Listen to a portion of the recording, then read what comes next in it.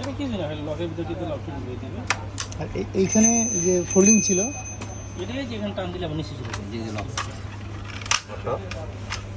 যখন এটাই হবে পরে এভাবে ঘুরাই দিয়া হুম, এটার কাজ কি?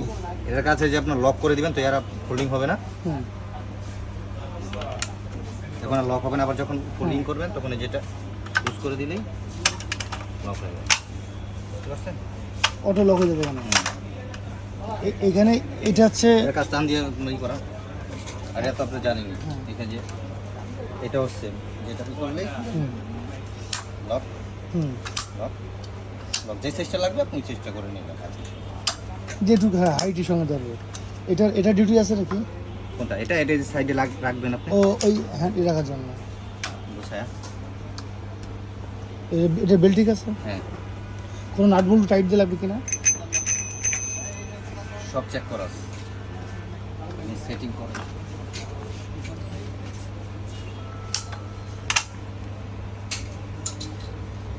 দেখো ঠিক আছে, দেখো ঠিক আছে।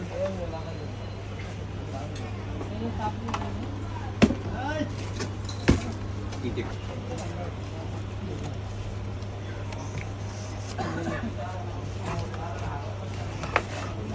না